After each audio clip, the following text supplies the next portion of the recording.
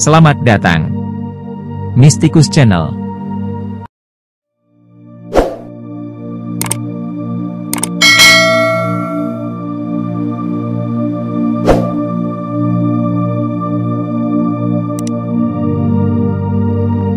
Abu Ibrahim Woila adalah seorang ulama pengembara. Ulama ini dalam masyarakat Aceh lebih dikenal dengan Abu Ibrahim Keramat. Belum pernah terjadi dalam sejarah di Woila, Aceh Barat, bila seseorang meninggal ribuan orang datang melayat, takziah, kecuali pada waktu wafatnya Abu Ibrahim Woila.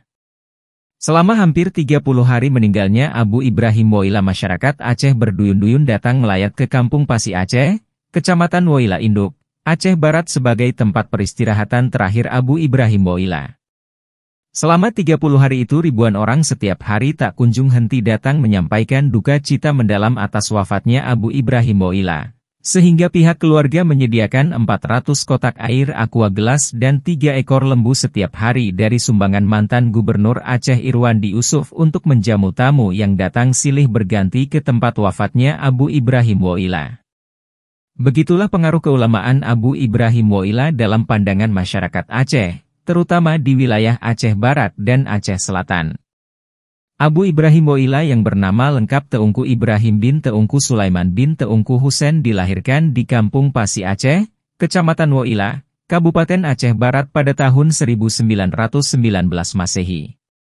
Menurut riwayat, pendidikan formal Abu Ibrahim Woila hanya sempat menamatkan sekolah rakyat, SR. Selebihnya menempuh pendidikan dayah, pesantren salaf, tradisional, selama hampir 25 tahun. Sehingga dalam sejarah masa hidupnya Abu Ibrahim Woila pernah belajar 12 tahun pada Syekh Mahmud, seorang ulama asal Loknga Aceh Besar yang kemudian mendirikan Dayah Bustanul Huda di Blangpi di Aceh Barat. Di antara murid Syekh Mahmud ini selain Abu Ibrahim Woila juga Syekh Mudawali Al-Kholidi yang kemudian sebagai seorang ulama Torekot Naqsyabandiyah tersohor di Aceh. Menurut keterangan, Syekh Mudawali hanya sempat belajar pada Syekh Mahmud sekitar 4 tahun, kemudian pindah ke Aceh Besar dan belajar pada Abu Haji Hasan Kruengkale selama 2 tahun. Setelah itu Syekh Mudawali pindah ke Padang dan belajar pada Syekh Jamil Jaho Padang Panjang. 2 tahun di Padang Syekh Mudawali melanjutkan pendidikan ke Mekah atas kiriman Syekh Jamil Jaho. Setelah 2 tahun di Mekah kemudian Syekh Mudawali kembali ke Blangpidi dan melanjutkan mendirikan pesantren tradisional di Labuhan Haji Aceh Selatan. Saat itulah Abu Ibrahim Woila sudah mengetahui bahwa Syekh Mudawali telah kembali dari Mekah dan mendirikan pesantren, maka Abu Ibrahim Woila kembali belajar pada Syekh Mudawali untuk memperdalam ilmu Torekot Naqsyabandiyah. Namun sebelum itu Abu Ibrahim Woila pernah belajar pada Abu Calang, Syekh Muhammad Arsyad, dan Teungku Bilyatin, Suak, bersama rekan seangkatannya yaitu almarhum Abu Adnan Bakongan. Setelah lebih kurang 2 tahun memperdalam ilmu Torekot pada Syekh Mudawali, Abu Ibrahim Woila kembali ke kampung halamannya, tapi tak lama setelah itu Abu Ibrahim Woila mulai mengembara yang dimana keluarga sendiri tidak mengetahui kemana Abu Ibrahim Woila pergi mengembara. Menurut riwayat dari Teungku Nasruddin, menantu Abu Ibrahim Woila, semasa hidupnya Abu Ibrahim Woila pernah menghilang dari keluarga selama 3 kali. Pertama, Abu Ibrahim Woila menghilangkan diri selama 2 bulan. Kedua, Abu Ibrahim Woila menghilang selama 2 tahun dan ketiga, Abu Ibrahim Woila menghilangkan diri selama 4 tahun yang tidak diketahui kemana perginya. Dalam kali terakhir inilah Abu Ibrahim Woila kembali pada keluarganya di Pasi Aceh. Pihak keluarga tidak habis pikir pada perubahan yang terjadi pada Abu Ibrahim Woila. Rambut dan jenggotnya sudah demikian panjang tak terurus, pakaiannya sudah compang-camping dan kukunya panjang seadanya. Mungkin bisa kita bayangkan seseorang yang menghilang selama 4 tahun dan tak sempat untuk mengurus dirinya. Begitulah kondisi Abu Ibrahim Woila ketika kembali ke tengah keluarganya setelah 4 tahun menghilang, maka wajar bila secara duniawiyah dalam kondisi seperti itu sebagian masyarakat Woila menganggap Abu Ibrahim Woila sudah tidak waras lagi. Abu Ibrahim Woila oleh banyak orang dikenal sebagai ulama agak pendiam dan ini sudah menjadi bawaannya sewaktu kecil hingga masa tua. Beliau hanya berkomunikasi bila ada hal yang perlu untuk disampaikan sehingga banyak orang yang tidak berani bertanya terhadap hal-hal yang terkesan aneh bila dikerjakan Abu Ibrahim Woila. Sikap Abu Ibrahim Woila seperti itu sangat dirasakan oleh keluarganya, namun karena mereka sudah tahu sifat dan pembawaannya demikian, keluarga hanya bisa pasrah terhadap pilihan jalan hidup yang ditempuh Abu Ibrahim Woila yang terkadang sikap dan tindakannya tidak masuk akal. Tapi begitulah orang mengenal sosok Abu Ibrahim Woila. Abu Ibrahim Woila memiliki 2 orang istri. Istri pertama bernama Ruqyah. Dari hasil pernikahan ini Abu Ibrahim Woila dikaruniai 3 orang anak, seorang laki-laki dan 2 perempuan. Yang laki-laki bernama Zulkifli dan yang perempuan bernama Salmiyah dan Hayatun Nufus. Sementara pada istri keduanya yang beliau nikahi di Peulante, Aceh Barat, 2 tahun sebelum beliau meninggal tidak dikaruniai anak. Menurut cerita tatkala istri pertamanya hamil 6 bulan untuk anak pertama yang dikandung Umi Ruqyan, kondisi Abu Ibrahim Woila saat itu seperti tidak stabil, sehingga beliau mengatakan pada istrinya, "Saya mau belah perut kamu untuk melihat anak kita." Kata Abu Ibrahim Woila pada istrinya yang pada saat itu membuat keluarganya tak habis pikir terhadap apa yang diucapkan Abu Ibrahim Woila pada istrinya itu. Karena perkataan seperti itu dianggap perkataan yang sudah di luar akal sehat, maka keluarga dengan cemas mengatakan kita tidak tahu apa yang dimaksudkan oleh Abu Ibrahim Woila yang meminta untuk membelah perut istrinya yang sedang mengandung 6 bulan. Meskipun begitu, perkataan yang pernah diucapkan itu tak pernah dilakukannya. Pada tahun 1954 sebenarnya tahun yang sangat membahagiakan bagi pasangan suami istri karena pada tahun itu lahir anak pertama dari pasangan Abu Ibrahim Woila dan Ummi Ruqyah, akan tetapi kehadiran seorang pertama itu bagi Abu Ibrahim Woila bukanlah sesuatu yang istimewa. Abu Ibrahim Woila saat itu hanya pulang sebentar menjenguk anaknya yang baru lahir, kemudian beliau pergi kembali mengembara entah kemana. Ketika anak pertamanya yang diberi nama Salmiyah sudah besar, menurut cerita Teungku Nasruddin barulah kondisi Abu Ibrahim Woila kembali normal hidup bersama keluarganya. Dan saat itu Abu Ibrahim Woila sempat membuka lahan perkebunan di Suak Trieng untuk menjadi harta yang ditinggalkan untuk keluarganya di kemudian hari. Pada saat itu kehidupan Abu Ibrahim Woila bersama keluarganya sudah sangat harmonis hingga lahir anak kedua, Hayatun Nufus dan anaknya yang ketiga Zulkifli. Semua keluarganya sangat bersyukur karena Abu Ibrahim Woila telah tinggal bersama keluarganya. Namun apa mau dikata, tak lama setelah lahir anaknya yang ketiga Abu Ibrahim Woila kembali meninggalkan keluarganya dan entah kemana. Sehingga Ummi Ruqyah tidak tahan lagi dengan ketidakpedulian Abu Ibrahim Woila terhadap nafkah keluarganya, istrinya minta untuk pulang ke Belangpidi daerah asalnya. Alasan istrinya untuk pulang ke Belangpidi memang tepat, karena menurutnya Abu Ibrahim Woila tidak lagi peduli kepada keluarga, beliau hanya asyik berzikir sendiri dan pergi kemana beliau suka. Akan tetapi, keinginan Ummi Ruqyan untuk kembali ke Belangpidi tidak terwujud karena Allah mempersatukan Abu Ibrahim Woila dan istrinya sampai akhir hayatnya. Bila kita dengar kisah dan cerita tentang Abu Ibrahim Woila semasa hidupnya tak ubah seperti kita membaca kisah para sufi dan ahli tasawuf. Banyak sekali tindakan yang dikerjakan Abu Ibrahim Woila semasa hidupnya yang terkadang tidak dapat diterima secara rasional, karena kejadian yang diperankannya termasuk di luar jangkauan akal pikiran manusia. Untuk mengenal perilaku Abu Ibrahim Woila haruslah menggunakan pikiran alam lain sehingga menemukan jawaban apa yang dilakukan Abu Ibrahim Woila itu benar adanya. Itulah keajaiban-keajaiban yang melekat pada sosok Abu Ibrahim Woila, yang oleh sebagian ulama di Aceh menilai bahwa Abu Ibrahim Woila adalah seorang ulama yang sudah mencapai tingkat wali Allah.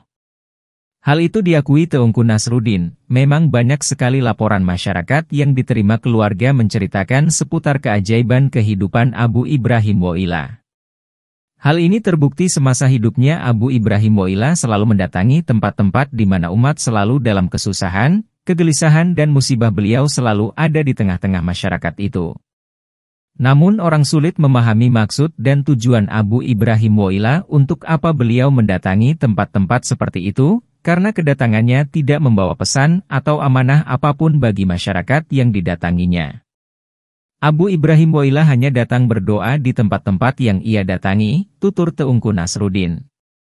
Dalam hal ini Ustadz Teungku Muhammad Kurdi Syam, seorang warga Kaye Unoe, Calang yang sangat mengenal Abu Ibrahim Woila menceritakan bahwa Abu Ibrahim Woila kebetulan sedang berjalan kaki, beliau terkadang masuk ke sebuah rumah tertentu milik masyarakat yang dilawatinya. Ia mengelilingi rumah tersebut sampai beberapa kali kemudian berhenti pas di halaman rumah itu dan menghadapkan dirinya ke arah rumah tersebut dengan berzikir la ilaha illallah yang tak berhenti keluar dari mulutnya. Setelah itu Abu Ibrahim Woila pergi meninggalkan rumah itu. Tidak ada yang tahu makna yang terkandung di balik semua itu, apakah agar penghuni rumah itu terhindar dari bahaya yang akan menimpa mereka atau mendoakan penghuni rumah itu agar dirahmati Allah. Wallahu alam.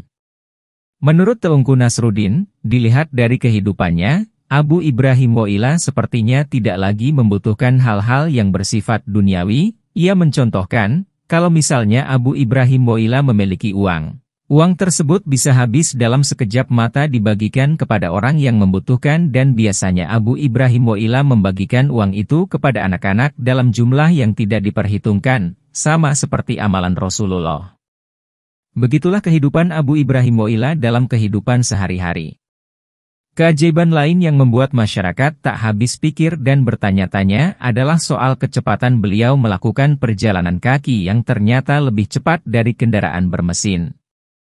Memang kebiasaan Abu Ibrahim Woila kalau pergi kemana-mana selalu berjalan kaki tanpa menggunakan sendal. Bagi orang yang belum mengenalnya bisa beranggapan bahwa Abu Ibrahim Woila sosok yang tidak normal.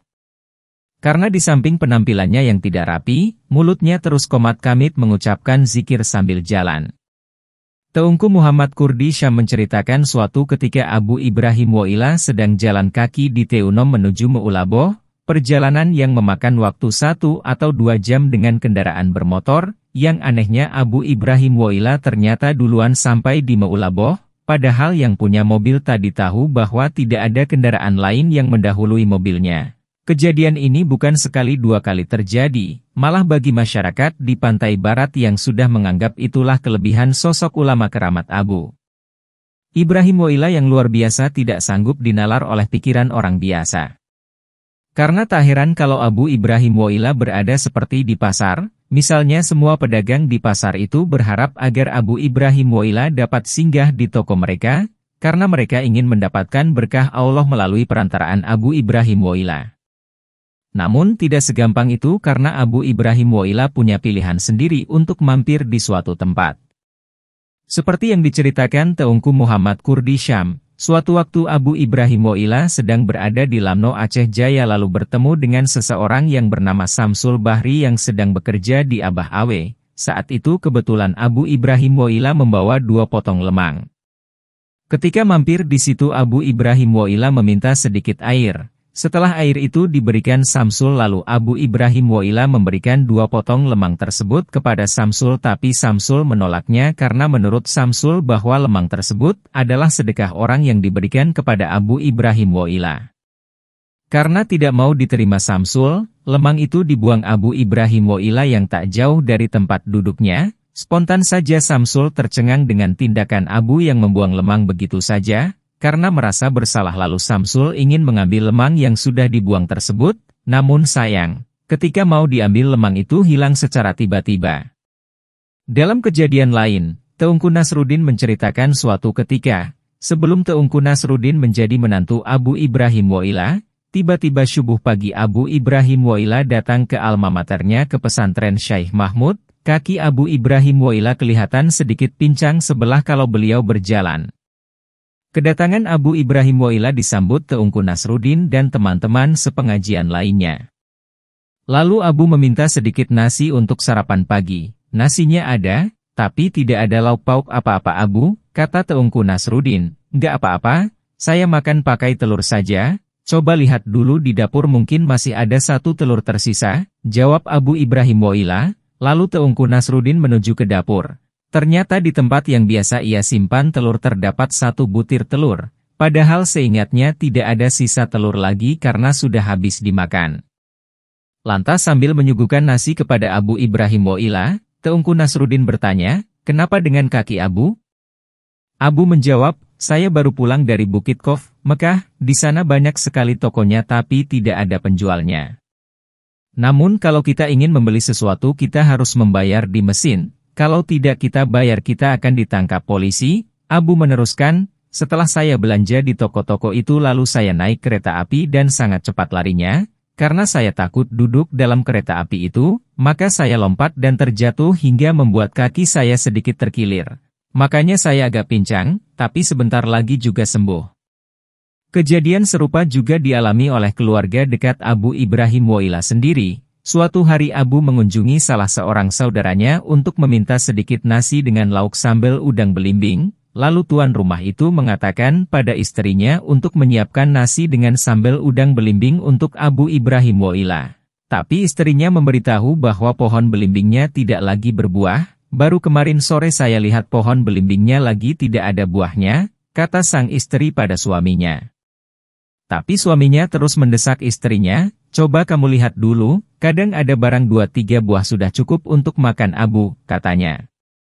Lalu istrinya pergi ke pohon belakang rumah, ternyata belimbing itu memang didapatkan tak lebih dari 3 buah di pohon yang kemarin sore dilihatnya. Demikian pula ketika hendak melangsungkan pernikahan anak pertama Abu Ibrahim Woila, yaitu Salmiah, masyarakat di kampung melihat sepertinya Abu Ibrahim Woila tidak peduli terhadap acara pernikahan anaknya. Padahal acara pernikahan itu akan berlangsung beberapa hari lagi, tapi Abu Ibrahim Woila tidak menyiapkan apa-apa untuk menghadapi acara pernikahan anaknya itu, bahkan uang pun tidak beliau kasih pada keluarga untuk kebutuhan acara tersebut. Namun ajaibnya pada hari pernikahan berlangsung, ternyata acara pernikahan anaknya berlangsung lebih besar dari pesta-pesta pernikahan orang lain yang jauh-jauh hari telah mempersiapkan segala sesuatunya. Begitulah sebagian dari perjalanan riwayat hidup seorang ulama dan aulia Abu Ibrahim Woila yang sulit dicari penggantinya di Aceh sekarang ini. Beliau berpulang ke Rahmatullah pada hari Sabtu pukul 16 WIB tanggal 18 Juli 2009 di rumah anaknya di Pasi Aceh Kecamatan Woila Induk, Kabupaten Aceh Barat dalam usia 90 tahun. Tamu wali yang diistimewakan Gus Dur. Sebagai tokoh yang dihormati dan dikagumi banyak orang, rumah Gus Dur tak pernah sepi dari kunjungan para tamu, baik dari warga NU, pejabat, politisi, wartawan dan sebagainya. Gus Dur menerima tamu-tamunya biasanya dengan pakaian non-formal. Karena kondisi fisiknya yang sudah lemah, biasanya para tamu diajak mengobrol sambil tiduran. Nuruddin Hidayat, salah satu santri Gus Dur suatu ketika merasa terheran-heran ketika ada tamu, Gus Dur minta untuk digantikan pakaiannya dengan kain sarung dan peci, seperti ketika mau sholat Idul Fitri. Seumur-umur ia belum pernah melihat Gus Dur seperti itu. Rombongan tamu tersebut sampai ditahan-tahan agar tidak masuk rumah dahulu, sampai Gus Dur dipinjami salah satu sarung milik santrinya agar bisa cepat berganti pakaian. Tamu, yang diketahuinya ternyata dari Aceh tersebut berpakaian sederhana, dan memakai celana dan sarung sederhana. Tamu tersebut diantar oleh aktivis Aceh.